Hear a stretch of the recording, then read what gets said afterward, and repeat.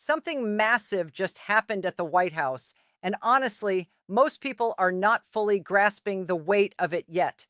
Surprised, President Donald Trump just sat down with Japan's newly elected prime minister in what might be the single most important diplomatic meeting we have seen in months. And when I say important, I mean the kind of meeting that reshapes how the world works going forward.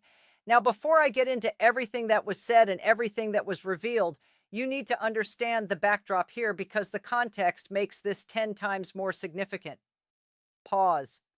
The United States is currently in the middle of a full scale military operation against Iran. That is not speculation. That is not rumor. The president himself confirmed it in detail, sitting right there in the Oval Office with cameras rolling and the world watching. And Japan's prime minister flew across the Pacific Ocean to sit in that room at this exact moment because what is happening right now affects her country in ways that most Americans do not even realize. So let us start from the very beginning of this meeting, because the way it opened actually tells you a lot about the relationship between these two leaders and what they are trying to accomplish together. Trump began by congratulating the prime minister on what he called the biggest electoral victory in the history of Japan. Now, whether or not that is technically accurate down to the decimal point, the sentiment is clear. This woman won her election in a dominant fashion, and Trump made it very clear that he personally endorsed her before that election, and he was proud of the outcome.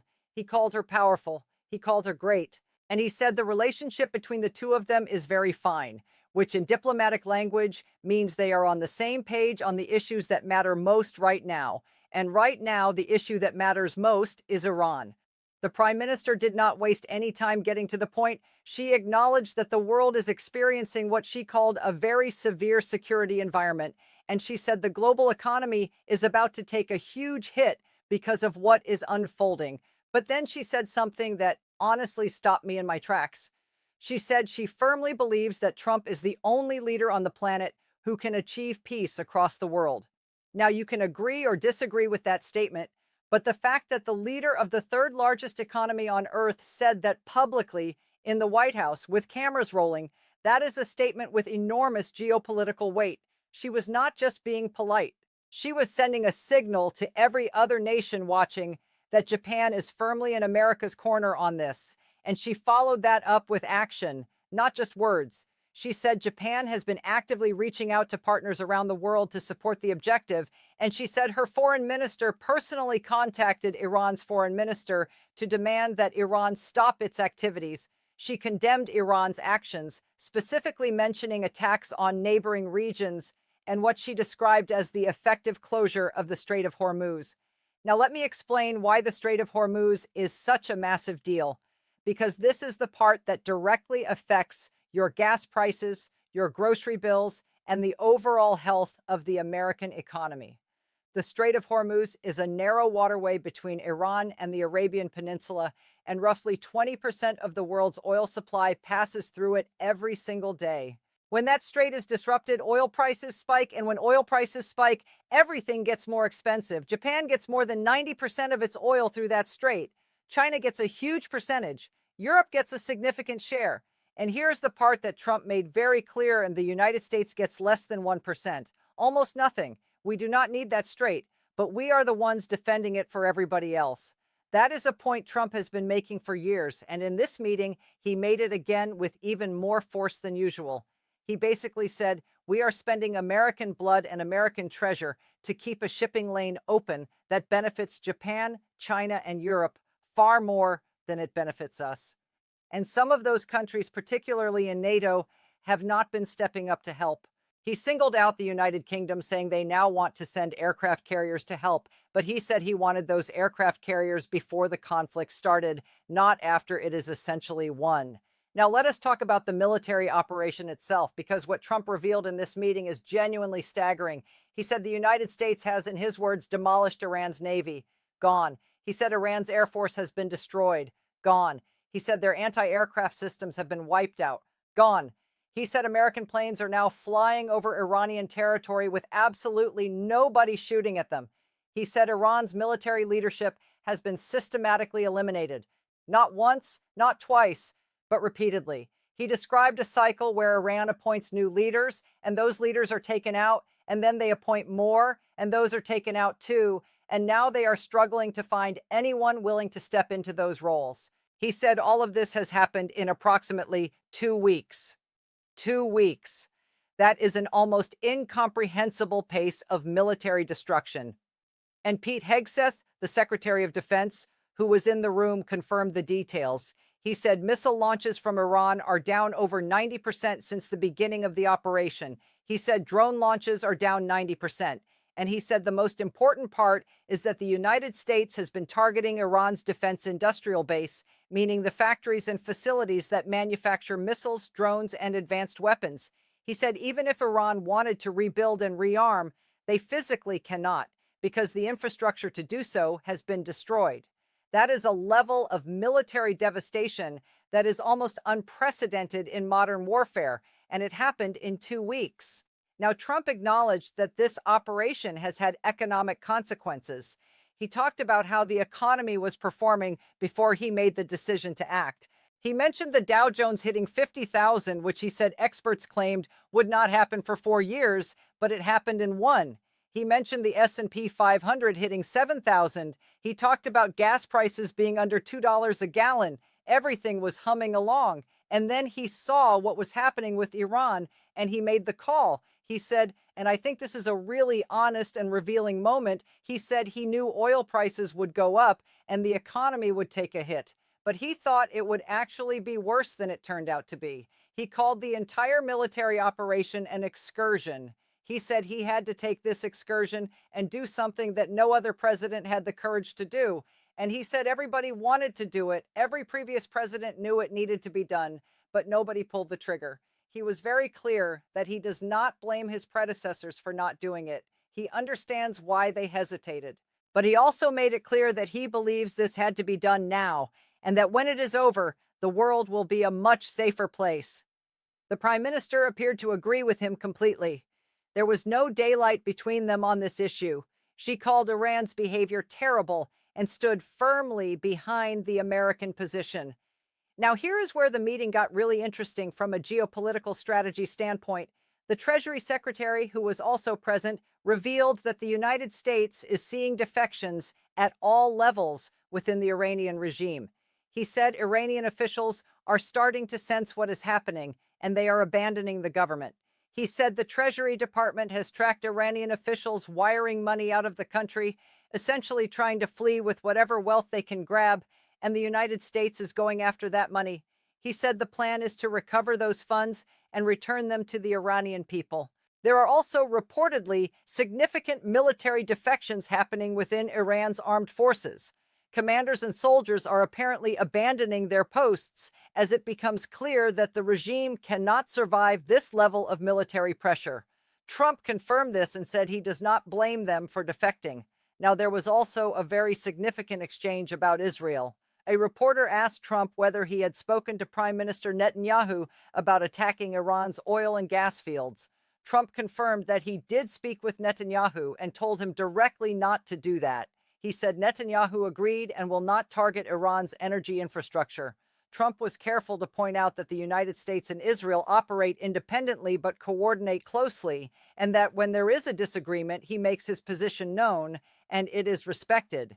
He also revealed that the United States has deliberately left Iran's oil infrastructure intact. He mentioned what he called the Little Oil Island, which is likely Karg Island, the hub of Iran's oil exports, and said it is completely unprotected. He said the U.S. could take it out at any time but has chosen not to. He said they destroyed everything around the oil infrastructure but intentionally left the pipeline standing because rebuilding those pipelines would take Iran years. And the goal is not to permanently destroy the country's ability to function, but to eliminate the military threat. That is a very calculated and strategic decision. It tells you something about the thinking behind this operation.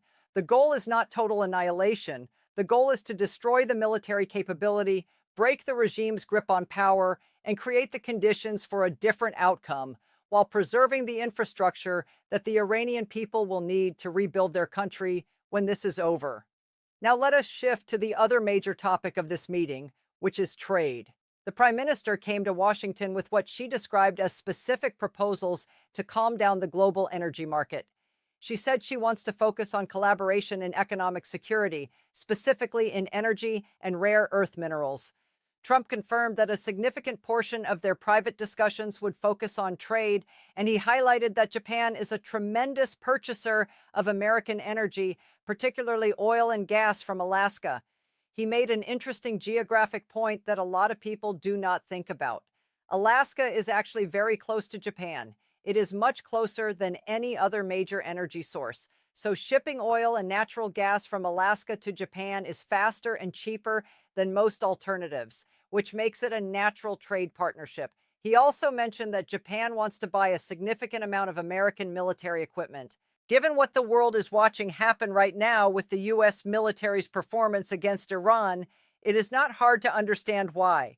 Every country on Earth just watched American weapon systems shoot down 114 out of 114 sophisticated missiles in a single engagement. That is a 100% intercept rate. That is a sales pitch that no brochure could ever match. Countries are going to be lining up to buy American defense technology after this, and Japan is clearly at the front of that line. Now, Trump also used this meeting to go after the Federal Reserve chairman in a way that was blunt even by his standards. He called him stubborn, incompetent, and not a smart person. He said the Fed should be lowering interest rates immediately and that the chairman's refusal to do so is driven by what he called Trump derangement syndrome. But the most explosive part of his criticism was about a construction project. He said the Federal Reserve is building a new facility that has ballooned to $3 to $4 billion in cost, which he said would make it the most expensive building per square foot ever built in history. And he pointed out that it is not even a new building. It is a renovation. The exterior walls and the steel structure are staying. Trump, drawing on his background as a builder, said he could have done the same project for $25 million and made it beautiful. He said there is criminality involved, either from the Fed chairman or from the contractors. And he noted that whoever the general contractor is on that project is becoming extremely wealthy. He also mentioned that the Fed chairman told him he plans to stay in his position until a new chairman is confirmed, and that he plans to remain on the board until the investigation into this construction project is completed. That is a significant piece of news on its own because it signals that a leadership change at the Federal Reserve is coming, and the investigation into this building project is serious enough that the current chairman feels he needs to stay involved until it is resolved. There was also a fascinating exchange about China. A Japanese reporter asked the prime minister about the relationship between Japan and China, noting that China has imposed harsh export controls and criticism on Japan. The prime minister was measured and diplomatic in her response. She said Japan has been consistently open to dialogue with China and is handling the relationship in a calm manner. She also expressed hope that the U.S.-China relationship will develop in a way that is conducive to regional security and the stability of global supply chains. Trump then revealed that he has a trip to China coming up to meet with President Xi Jinping. He said the trip was postponed for about a month and a half, but has been rescheduled, and he said he would be speaking well of Japan when he meets with the Chinese leader. That is a small but meaningful detail. It suggests that Trump views this meeting with Japan's prime minister partly as preparation for his upcoming talks with China, and that he intends to use America's strong alliance with Japan as leverage in those discussions. Now, I want to step back and talk about the bigger picture here, because when you put all of these pieces together, a very clear strategy emerges.